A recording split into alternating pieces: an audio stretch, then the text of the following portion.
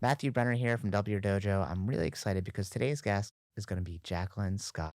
And Jackie Scott actually is a good friend of mine and has a really unique journey about getting involved in the martial arts industry and starting a school. And she took a path that's very untraditional.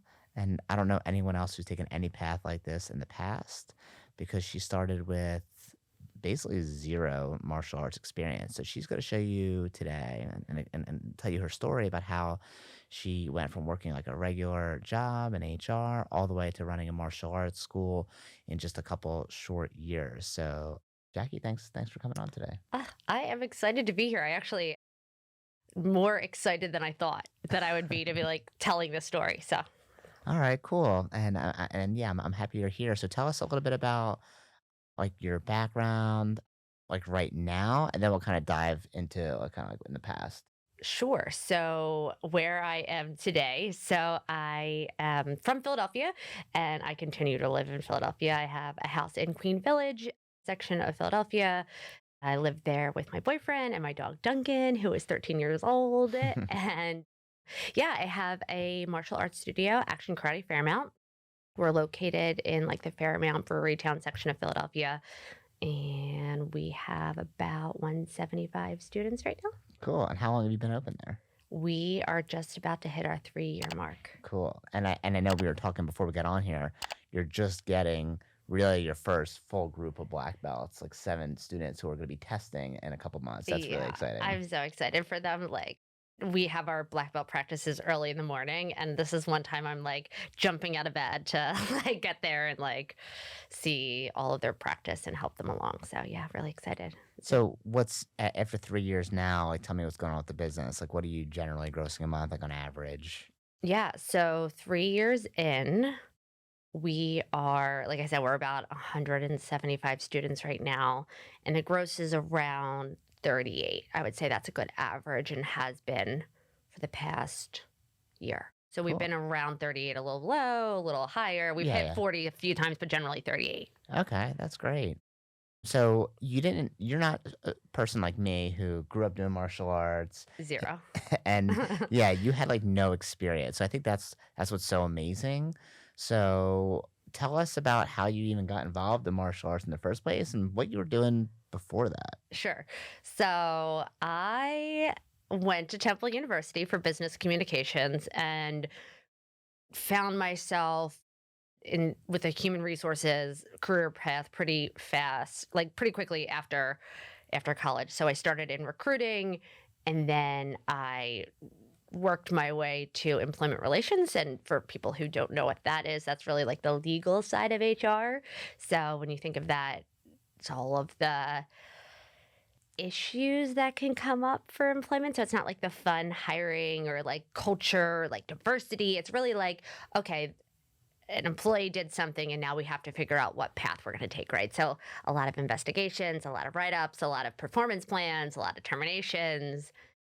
So yeah, I started as an employment relations coordinator, did a lot of compliance, and quickly was moving my way up that ladder, corporate little HR bunny, and yeah, so that's what I did for 11 years before I started in the martial arts. So how I started is Can I go back? Can we go Sure. back for a second? Because I want to talk about this job because I think it's very interesting. Yeah, So you worked in HR and you said the word termination, sure. right? So by that you mean like just firing people who Yeah. maybe act poorly on the job. Yeah, for sure. I mean, there's a lot of reasons people get fired from their position, but yeah, I mean, it's pretty crazy. I always say like people who are in this field, like we could easily write like bestseller books, like stuff that you like literally couldn't even imagine happening or like just like made up or exaggerated. It happens all day, every day. So I say this with like a little bit of a smile, but like I definitely have fired thousands of people in my life and written up thousands more. And just, there's expectations and then there's the reality of what happens. And, what I always found very interesting is like, okay, getting to where you land with a person and like a set of fact patterns, right? And some of that's driven by policy, like legal policy, right? Like laws that have been put into place, and then others like employer policies. And then there's an action, and then from there, there's further action. And like, what are you going to do? And so I always found that to be like the best part of my job is like, I really had to use my brain, right? Like, I had to like sift through, it's never cut and dry. And I like to operate in the gray. So it's like working your way through that and then figuring out, right? Like, firing people sucks. It's really hard. How you get there is actually interesting. And then like once you make your decision, that's when the hard stuff, the human emotion gets back into it. Mm. So if you're uncomfortable with it, you don't have to, but is there Sure. any stories that you could share? Is that gonna get you in Um, some legal trouble? yeah, Like, I will say one of the like fan favorite stories that I will share that I think maybe listeners would enjoy is there was once upon a time a man, and I will not say where or when, but social media is like a pretty interesting area, right? And even though it's been around, like a lot of case laws just like coming out about it, what you can do, what you can't do as an employer and as an employee, right? So we had a man and he was in a work bathroom, right? He was on company property in like an identifiable enough space. It was the bathroom. And he took a picture of himself masturbating, oh my like a god. video, and he thought he was sending it to his partner, his whatever, but accidentally uploaded it to like his story, like a Like on yeah, Instagram? like on Instagram on a public story. And he's friends with people at work or at his job, right? And these people saw it and then was, of course, totally freaked out or like was like, what the heck is this? And, reported it. And so then it was like a whole thing. Like, first of all, I will never not get this video out of my So you head. had to watch the Like, I video. had to watch the video. I have the video. I mean, not anymore. I had the You video saved it in a saved, right? folder. Like Yeah. it's in this file, like this investigation Oh file. my And it's very interesting though. Like, you would think that would be like cut and dry. This guy is getting fired. But of course, it's just always more complicated than that. And it's like, okay, obviously this isn't allowed. But why isn't this allowed? And what can you point to written that says this isn't allowed, right? Mm. So that's what I'm saying. Like, I really got to use my brain and like, that that's not right. But how do you then justify it? So then when this guy comes back, which he will, and say, you unjustly terminated me. What policy did I break? Mm. You have to be able to come back and like point to actual subsets of this policy or the law or whatever, right? So like that's sort of like building your case is always the interesting part, I think. So how do you have a conversation with someone about that? I'm Is really it awkward? uncomfortable. Yeah, of course. It's like really uncomfortable. Like, Do you even show him the video? Like, here's what I got. I mean, at that point, he sort of knew. All you really need to say is like, we have the video. Like, we have been sent the video. We've watched the video, right? So yeah, that's it's not a comfortable conversation. It's even seasoned pros, right? Like, even people, who like me, who have been doing this for a while, or lawyers who are also involved in the case, right? It's never just me. You're working with a team and collaborating and trying to figure this out. Yeah, it's not comfortable for anybody. I mean, that's a pretty extreme example, right? Of like, okay, that person was fired. But even when it's like less egregious, it's still, there's a very human element to it. And there's a lot of feelings that go into that and like emotion, right? So you have to be pretty detached. And I always thought I did a pretty good job of being detached in the moment when talking to that person.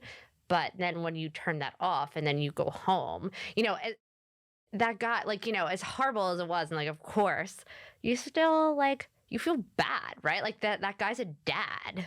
Yeah, I right? mean, he Like was this, sending it to his girlfriend or he met her wife or whoever, whatever. and he didn't mean to put it on social Like his media. kids saw that on social media. You know what I Ugh, mean? Like he now doesn't have a job. Like, so there's a whole unweaving of that personally that you have to go through, right? mm, Everybody makes their own choices, but I think especially for me, I feel like I'm a very empathetic person. So it just like made it very hard to separate what I had to do from the human aspect of it. mm.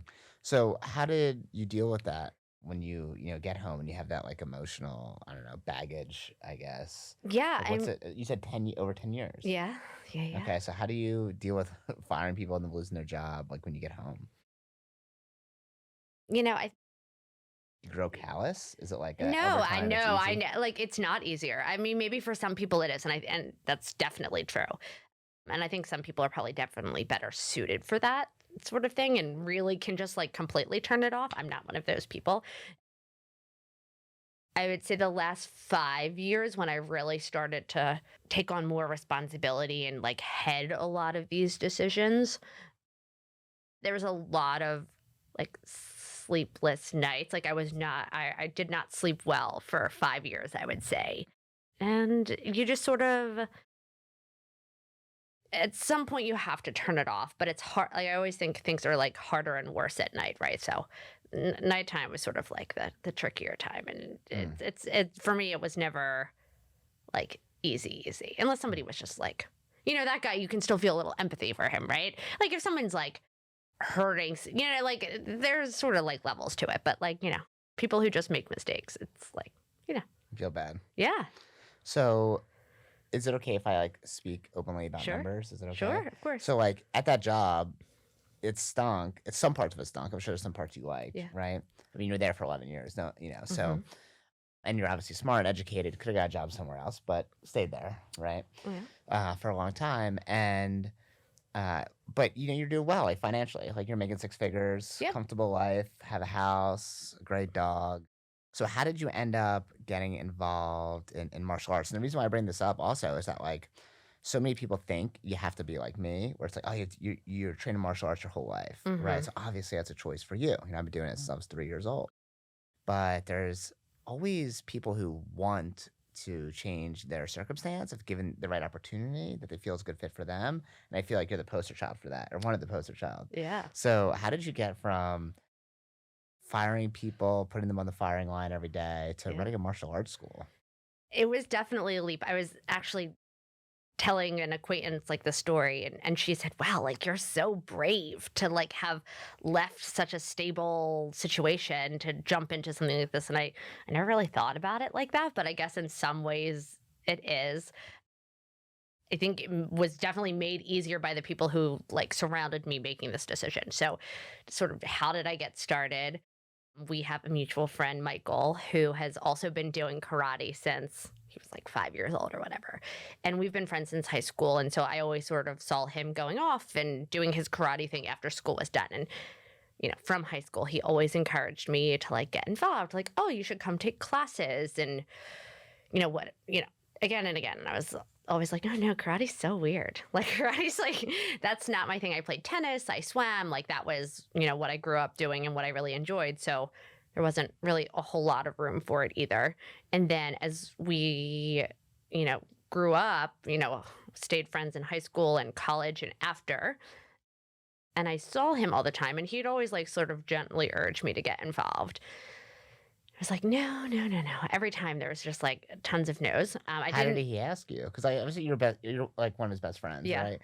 So, and you obviously saw what he did, but he obviously didn't want to pressure you into it. So how would he ask you even? Yeah, like I remember one of the times right after college, he's like, "Oh, we're gonna do like a bag workout." I had taken like a couple kickboxing classes. And he's like, "Oh, well, we do like the same thing. Like, why don't you come take class here and like bring one of your friends, like bring Kate with you or whatever, and you can come have fun." And we did, and it was fun, but it just didn't stick at the time. I think a lot of things is right time, right place, right? So he would just like encourage me to come to class or So he wasn't like, "Hey, do you wanna run a martial arts school?" He was like, "Oh, No. come check out a Yeah, class, take come a have class, fun, right, bring a like, and he would friend." say, like, "Oh, I think you'd be really good at teaching." Like, I would, like, tell him different stories. He's like, "Think you'd be good at teaching?" And I'm like, "I don't know the first thing about teaching."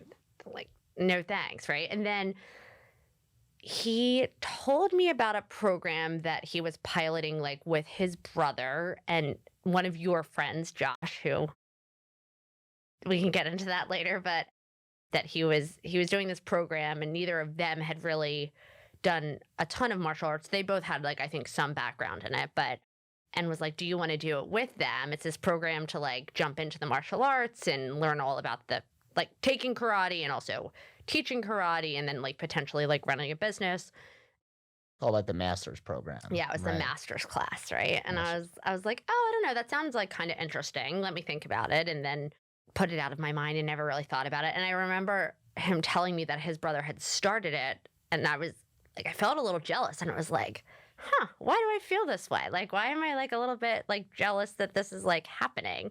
and his brother had even though he was doing martial arts, his brother had really no martial arts experience either, like, he was, like, a sports guy, Correct. He was right? like a sports guy. And can you give us a little bit of background about what this master's course was? Like, what So is it? yeah, so the master's course was in 6 months that you would go from wherever you were in your training, like your martial arts training, to getting your black belt. So it was like very, very martial arts focused where you were taking classes multiple times a week.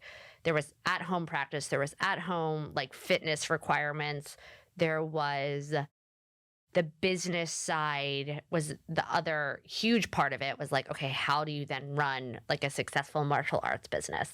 So it was a lot of learning the curriculum for teaching and learning, the best practices and setting up first lessons and doing lessons and how do you talk to families and what are you looking for and it was literally all encompassing from like the karate part to it to the business acumen, and that's what that class sort of molded together. I mean, that class in and of itself was a full-time job. I mean, it was like 40, 50 hours a week, like no joke of work. Okay, cool. So it's like a full intensive martial arts training and business training. Yeah. So what was your intention with this school? Would you just do it because you were jealous of someone else doing it? Like, why No, did you no, get no. started? Yeah, yeah. So that I missed the boat on that first program, Oh, like the okay. first time. Didn't do it the first time, and then Michael came back to me and said, "Hey, we're doing a second one. Do you like? I know you were thinking about it. Like after, do you want to try it this time?" And I was like more on the fence about it. I had actually given it some thought. And then I was at a holiday party with Michael and would soon be one of my friends, John. I met him that night and they John was like, "Well, why wouldn't you just try it? Like, why don't you just try it out? See if it's something you could do." Da, da, da, da, da. So thanks, John, for giving me the final push to do it. So anyway, I was like, I guess just the way that he had phrased it, he's like, what's the harm in trying it, right? Like, and Michael very much reassured me of the same thing. Like, listen, come take it, come to the first class, right? And if you don't like it and you figure out it's not for you, then that's it. It's fine. Like, this is not like a life alter. It was never presented as like all or nothing. You have to do this. And like, once you get started, there's no like stopping. It was not like that at all. There was, once I sort of reframed it in my mind that I was not necessarily then going to go open up a karate school. It was just an option to explore. I felt like much more comfortable with it. So I said yes. And then the beginning, January of 2019 is when we got started. Were you still working a full-time job Of at the time? course. Okay, so Yeah, you're yeah, still doing yeah. your HR job and doing I this. mean, it was like bananas. I mean, truly, it was like, I look back and I have no idea how I did it. So during this master's class, I would like go in early in the morning and I ended up like I had one really good boss at like my last position that I had and I like told him what was going on and I said, "Can I have some flexibility? I need to be able to like leave earlier." And he said, "Yeah, like you're I'm not trying to like tout my horn here, but he was like, "Yeah, you're a mate. Like, of course, go do what you need to do. Like, you always get your work done. You're always such a hard, like, fine, go." Like, I had put in so much hard work there that I had built up so much good faith in myself that, like, no one would have ever thought that I still wouldn't do what I needed to do. Mm, I had really built up a very good reputation mm. as like a competent. Employee. So if you had to Yeah. go early or So if whatever, I they had to didn't go, care. like, go do whatever you need to do. So it'd be like Mondays was like a hard day. It was like work, leave work like 2:30, drive an hour to like Feasterville, whatever, take classes, do the karate, do multiple classes of karate, go over the business stuff that we had been working on for the past week, and then like do it again. And then, throughout the rest of the week, it was like the expectations were you were training at other schools. So like you would go and check out like the other action karates in the area and like work with those leaders. And it was a full immersion. Yeah, right away. But then, I would go home and I would, there a lot of my clients were on the West Coast, so there'd be like emails that were coming in. And so there would be this like push and pull of like, which one do I focus on now? Right. And like, if I had to stay up till 11 or 12 and get the work done, then I got the work done. And I was able to make it work. And will always be thankful to the leaders who let me do that. But yeah, it was a pretty intense. I remember after my first class, I mean, I was learning short one. And so I really feel like I get it when our students like are having trouble with like katas and stuff, right? Because like I was on the mat and I just like cried. Like I had never when I say I had never, I didn't know any of this stuff. And it was very confusing to me. And I didn't know like the words or like stances or like heel toe, like and I'm like, what the F is heel toe? Like, what does that even mean? And like, step back. Okay, but it's not really back. It's like back in a direction, but not like like everything was just like so overwhelming to me. And I cried. And then I cried the second time. And then I cried the third time. But I waited till I got to the car the third time. So I thought that was real growth on my part that I like didn't cry on the mat. And I would call Michael and be like, "Oh, I hate it. Like I hate it so like this is not for me." And he'd be like, "Just like okay, it was your first class. Like you have to take like a second class, right?" I was like, "Okay." And it was just,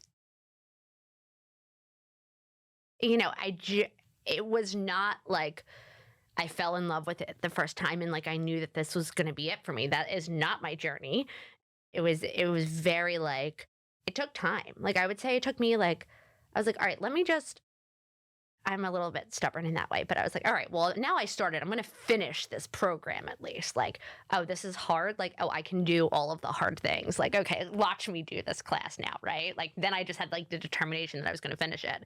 But I still was not sure that I wanted to like own a karate studio. I thought I'd be like maybe a really good teacher somewhere or something like that or do it part time. Like, it wasn't until it actually happened that it was like, oh, this is happening now, right? Like, this is not something that I grew up doing or that I did it once and I automatically fell in love with it and was like, this is my career now. Like, for me, it was like a very slow, slow awakening of the love for it, like, or like a real appreciation for it and like what it can do more than like a infatuation. Yeah, yeah, it's like a slow boil, Yeah, right? yeah, definitely a slow boil. So, what I think is so interesting about that is you had a full-time job. Hmm. You're making a great money at the full-time job. Yeah, I was, making well over $100,000 with like bonuses that would come in as well. So Yeah, yeah, I was doing amazing. well. And, like, they liked you at your job, They right? It did. wasn't like they were trying to get you out. No, they like in fact like very much the opposite. Like they had sat me down and they were like, "Listen, we think that like you really have like it. Like you could run the HR department one day, like the whole thing. Like let's set you up and give you experiences to like have you do that." So, the funny part about that to me is that great job, you're good at your job, you're busy. It's not like, you're working 15 hours a week. This is a Yeah. full-time job. And your friends just said, "Hey, why don't you come try this?" And they ask you in a very casual way Yeah. a couple of times. And eventually you go to this class that you know nothing about just because your friends do it and you see, what they do. Mhm. And then all of a sudden you're crying, but you're like, "I'm gonna be stubborn and finish this anyway." And somehow that leads you to the path of where you are now, which is like a totally Yeah. different life, Mhm. okay? So can you tell us, like, how is your life different now than it was when you were working in the HR job? I mean, when I tell you that it is like a full different life, I mean, like it is a full different life. And it's so crazy that that other life was just 3 years ago, right? It's just sometimes I can't even like believe it, like how integrated karate has become to my life. I mean, in every aspect, it is different. I mean, I am very, just from the moment that you wake up to like what you do at the end of the day, like it almost feels like a parallel universe. Like, I wake up now and I can, I set an alarm and I still get up early, but like, you know what I mean? Like, there's no like, okay, must be up by 6:15 so I can get in the shower and do da, da, da, da, da, like have such a regimented like morning where I have to be like rushing around and like get on the subway or get in my car and park and then go into the office and like be there and have a bunch of meetings throughout the day, right? Like I wake up and it's like mostly kind of peaceful, right? Like I wake up, I make myself coffee, I can take my time, I can read, which is what I love to do in the morning. Now I have time to do that. I can like I know this is silly, but I love taking my dog for walks. Like this is like my favorite thing to do. And like we'll have like I'll let him out and we'll still have a meeting. Like, this is the way that our organization is run, and maybe we'll get into this, maybe we won't. Like it's still like there's still expectations for, how we are to operate this school. So it's really helpful to like have a meeting in the morning to set our days and then like go off and do that work.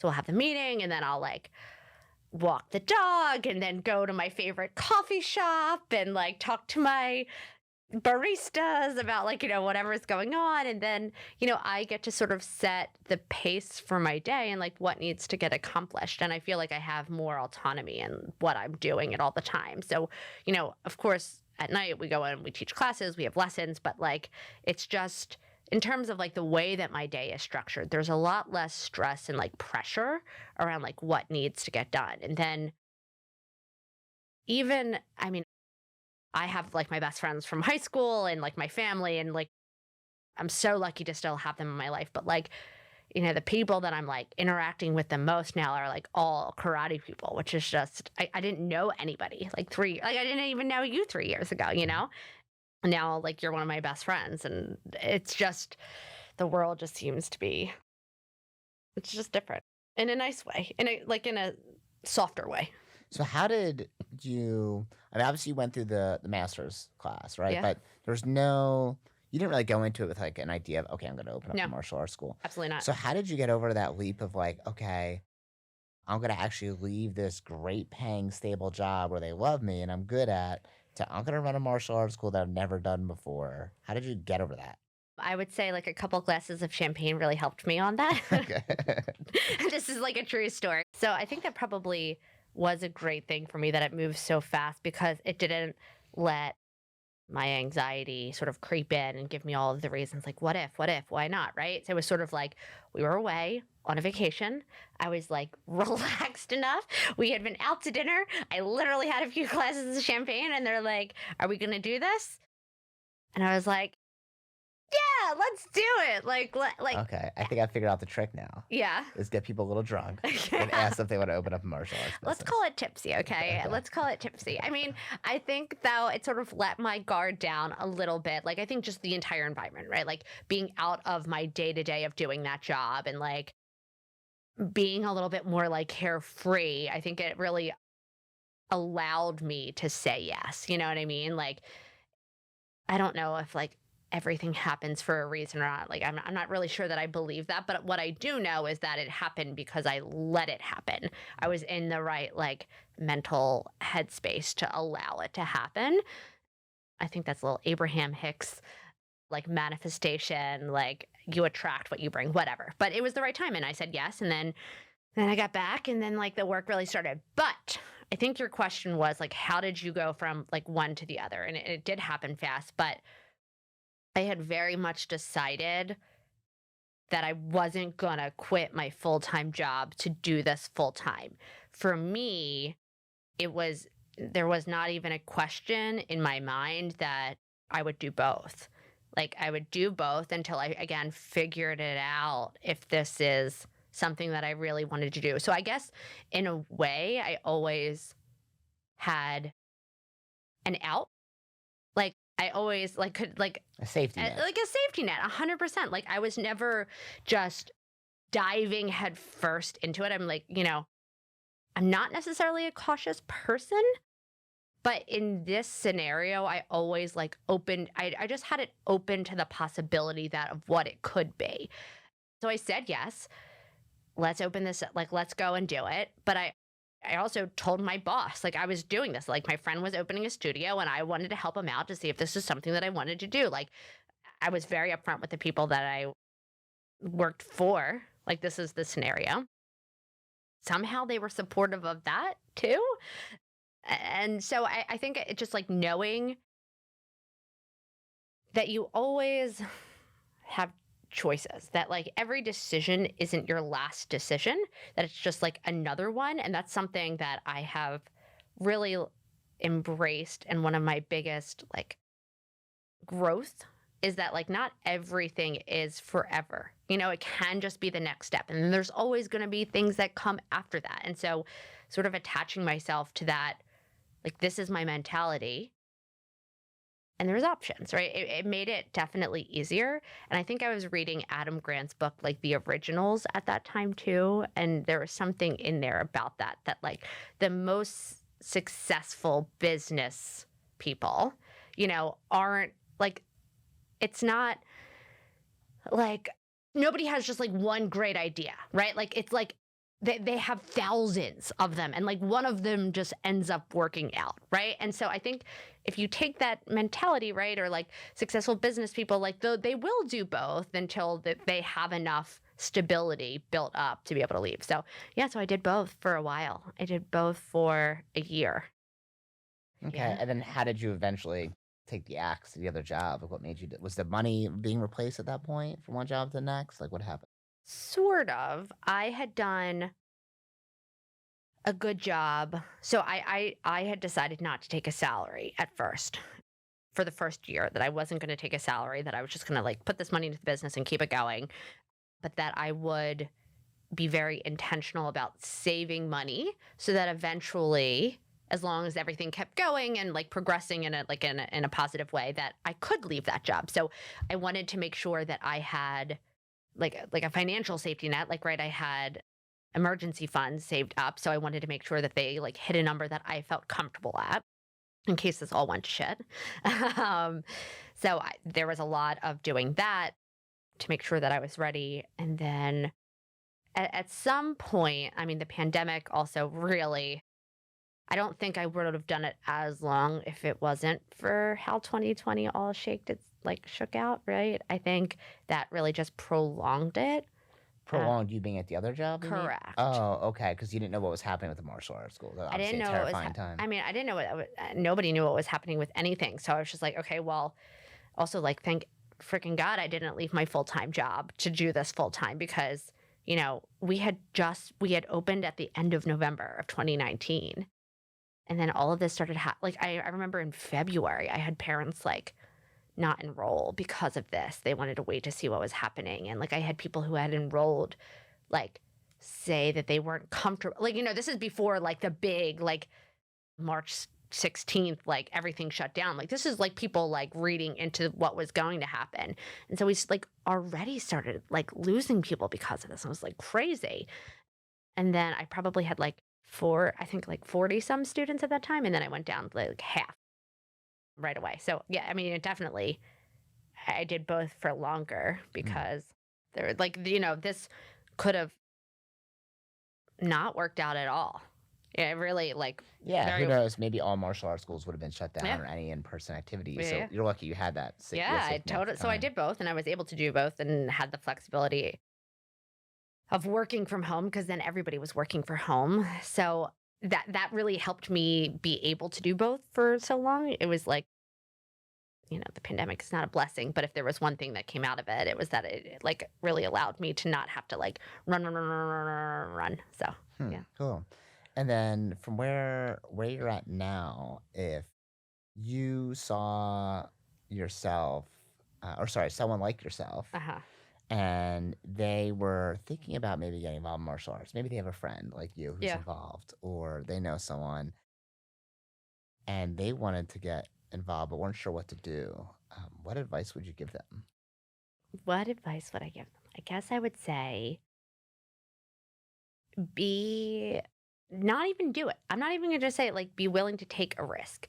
I think what I would say before you even get there is like you have to decide, are you open to new you have to open yourself up to these opportunities, right? Like everything at the end of the day I think is the way that you look at things and the way that you perceive things. So, you know, you could start something and like you could decide like it's all like your like the mind is such an interesting place to be in. Like it really is. Like I think you have to be open to the and be open to the possibility of something else working out. I think that's what you like you have to be you have to know thyself.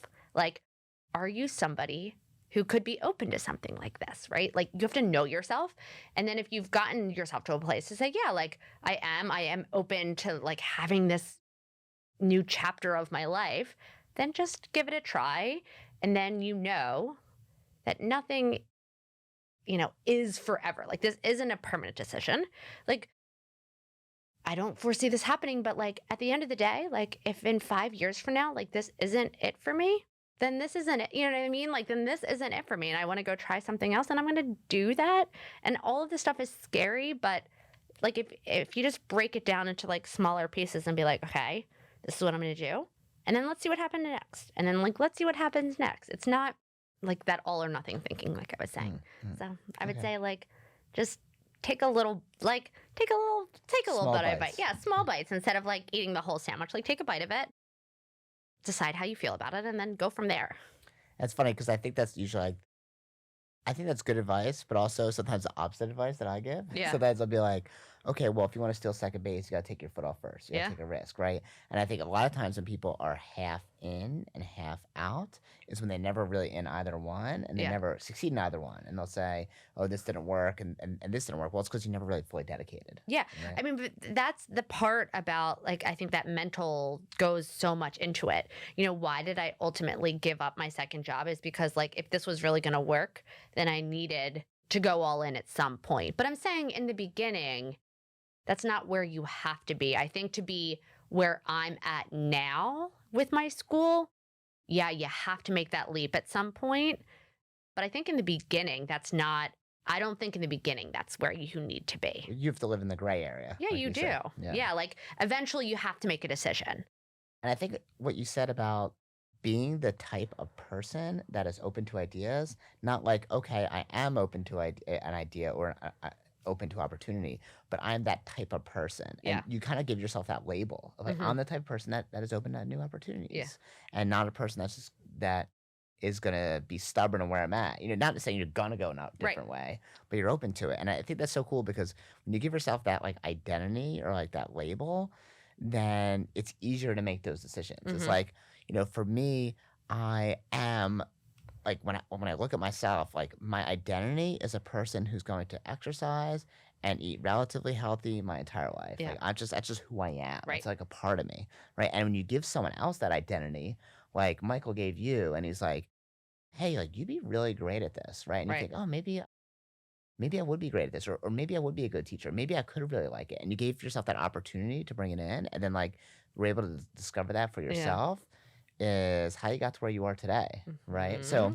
besides chatting with the barista, right, Yeah. and Yeah. having your casual mornings, and we have our morning meeting we have every day Yeah. at 9 a.m., right, or at least Monday through Thursday. But besides that, how's it different, like satisfaction wise for you?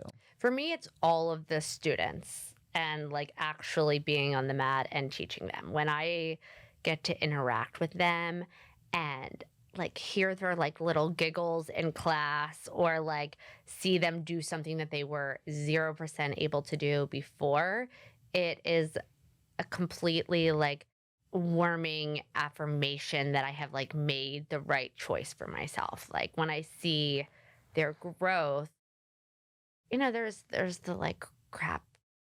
about every job. Like, there's always gonna I would be lying if I said it was like this was like perfect. It's not perfect. Nothing's perfect. But again, you have to sort of like choose your hard.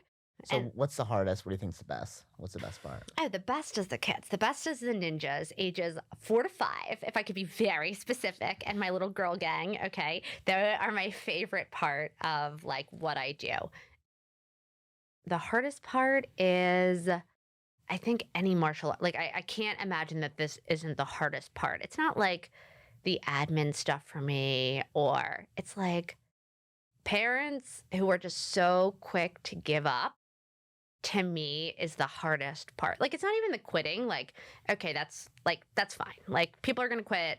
Some people had their journey and this isn't their journey and we let them on their road. But it's like the students who have come so far and they hit a roadblock or like the schedule is just like a little inconvenient. It's like, come on. Like, you just sort of want to like shake them a little bit and just be like, come on. Like this is how kids like learn these things. Like, is through that grit and perseverance, like, and like having the parents just like not be on the same page with that is so difficult for me. Like I think it is like very much the like Amazon culture that we live in where like people want things immediately. They want them just how they want them and they think it's like I'm going to buy this and if I don't like it, if it's not perfect, like like there's 5,000 other options and I'm going to return it and that's the end of that. And I can return it with all of my money back in 2 days, right? So like she's starting summer camp and like the schedule is just like there's not a ton of it's not like it doesn't work, it's just like not as convenient. That I think for me that's the hardest part. It's just like the society that we live in and like the expectations about like getting what you want all the time and then just like making it so easy to like quit, like that stuff. It's not like if kids don't like it, it's just like the convenience stuff is really a killer for me. Mm. So how do you talk to a parent like that if they're because for not I mean for you, you're the type of person that convenience is not the number one, I would say, motivator because nothing about starting a martial arts Nah, school was it would be more convenient to stay where you were at, totally. right, and move up the ranks there. So You know, what do you say? I'm going to be very honest with you. This is an area where I still have like a lot of room to grow. Like, what do I say? Like call people who are smarter than me and like ask them for some advice. Like you'd think like, oh, you went from like firing people, like you should be able to have these like really tough conversations. And that has not been my experience here.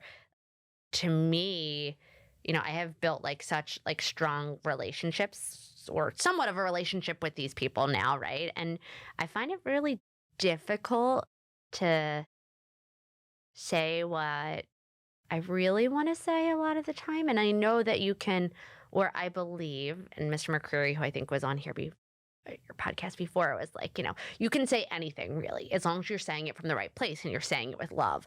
And I know that, but I'm also such a people pleaser that it is like hard for me to like say, give that feedback to them. So I don't know. I don't really think I have a very good answer to that question. I'm not very good at it. And that's something that like I know that I need to continue to work on, right? This is all new. And like yeah, there's parallels to like the HR, but also in a lot of ways there's like not, right? Like with that, you're using facts and like just like, like you were calling on other things. Like now you're talking about like how parents are raising their children. And I still think I have a little bit of like an imposter syndrome just because this all happened so fast. And I've only been doing it for 3 years. So sometimes I like second guess myself and I'm like, am I saying the right things? Like, is what I'm saying actually accurate? Are they going to take me seriously? It's all in your head. Like nobody even, none of these parents would even know that I'm thinking any of this stuff. But I think for me, I'm at a place where it is all still so new and I'm making mistakes or whatever. I'm learning. You got to have that positive spin on it. But it's really hard. Like, it's easier said than done, right? Like, yeah. You'll just do it better like for the next time. Yeah. But it's hard also not to be good at something, right? Like it's real for me, that is the thing that I missed the most about my job is that, like, I was very much an expert. Like, I knew what I was doing. Like, I was very well respected and I felt like I knew what I was doing. Like, I felt very secure. And I don't feel that way every day. I'm not saying I don't feel secure ever, but like, there's still like a lot to learn. And, that's something that, I'm very envious of people who have had their life in this. In some ways, it like makes it easier to call on your experiences, and mine are just more limited and they'll grow and you know that. But like when it's happening, it's, it's just, that's the hardest, it has been the hardest thing for me to learn. Mm. And it's funny because you are more justified in your imposter syndrome because it's newer. It's like only 3 years, Yeah. right? And from 0 to 3 years of going from not knowing any martial arts to being a martial arts instructor is Hmm. like crazy. Some people listening to this are probably gonna be like, "How is that even possible? How do you even let someone do that? Like, that's You're a not a real fake. black belt." Like, Yeah, yeah, yeah. McDojos, what everyone says. Okay, great. I mean, you probably learn more in that 6-month period than most people learn in 5 years. Like all intensive full time job for 6 months, you got to get good at it, Yeah. right? And obviously, like we're not training professional fighters, right? If you were training like UFC fighters, probably it would be a little bit different, right? Sure. You're training mainly kids and of course adults too on like how to get in better shape, how to defend themselves in a Right. very simple, easy way, how to just be in grow the character development that they Hmm. need in order to be successful in school and home, which is all way more important than how to throw a punch, Of right? course. So for you, in terms of your income now, is Mhm. it lower than it was before, higher than it was before? Yeah, it's higher. I would say it's marginally higher. I'm not talking like another $100,000, but I think last year I made like 150 something, which is 20 grand more than I made my like last year of doing HR, which is like super phenomenal. Like it's great. I mean, it supports the lifestyle that I had, which is, of course was a big consideration when I was making these decisions. Like, is this something that I'm gonna like now I have expectations of the lifestyle I would like to sustain. Is this gonna be able to live up to that? And honestly, I was willing. That's why I like was so set on like having an emergency fund, to sort of supplement where I was at. But I think that was a big surprise that was like, oh, year two, I made that, and that's amazing, and I think, I'm on track to do something similar this year, so Cool. that has been nice, and in terms of, like, lifestyle, I think the ease like, the day-to-day is, like, so important to me, but, I'm also able to go away and, with more frequency. Although, I'm also only 3 years into this, so, like, it's harder for me to, like, get away because I feel still like we're, like, in the building mode than, like, at the, like, stabilization mode, So, like, I feel like I wanna be there more, but, that's the, goal is to, like, have some more flexibility with, when I need to be or not, but yeah. Cool. I know one of your big goals, and what I believe, I think, is like, okay, now we're at a pretty stable spot with your student base. We still want to build it up, Yeah, of right? course. But now it's like, okay, how do we build our staff to help you run it, right? Yes. So it's not just you doing everything. And I know we've Yeah. been working on that with a lot of people under you. I know you have some great people. Maybe not anyone who's ready full time yet. Fingers crossed. First. All right, so hopefully some people soon. But I'm just, I guess, like, really impressed and proud of like to see someone go from really no martial arts experience to running a school and impacting 175 souls, Mhm. and obviously way more than that because all the people that come in and come out, right? And to be able to go from a stable job that's very, very busy to a job that's a little bit less stable because it's a new career and new opportunity because you're going to have that growth. Like whether you realize it or not, you did take your foot off first Yeah. in order to steal second base. So for anyone who's listening here today, if you run a martial arts school and you're thinking, yeah, I have, everyone who's an adult in my school or all my friends, they would never want to do this because they're busy or they have a great job. They would never want to do this. I think Jackie is living proof that you never know until you Yeah. ask, Yeah, totally. right? And you would like ask again. Like, I think there's a difference between saying like asking in a very aggressive way and like keeping the conversation open. Like, So if somebody's thinking about asking their friends, like, don't take the no the first time as like the final no, because if Michael would have done that, I would not be here today. It was just like the casual from time to time, like re-engaging with that conversation. So it doesn't have to be like, do this today, like Yeah. it can be, don't take no as like it's always going to be a no. Something could change and maybe it will always be a no, or maybe something will change, and just be open to that conversation too. Awesome. Well, thank you so much for being on Yeah, here of course. today. And if you're a martial arts school owner and you want to learn how to scale your school quickly, especially without ads, which is what I'm an expert at, reach out to me personally. Or if you're like, hey, I would love to be more involved in martial arts, be a part of a bigger organization that's going Mhm. to help me be able to start a martial arts school, you can also reach out to me as well in terms of being a part of our Action Karate family. Mhm. So thank you for watching. Have a good day. Bye. See ya.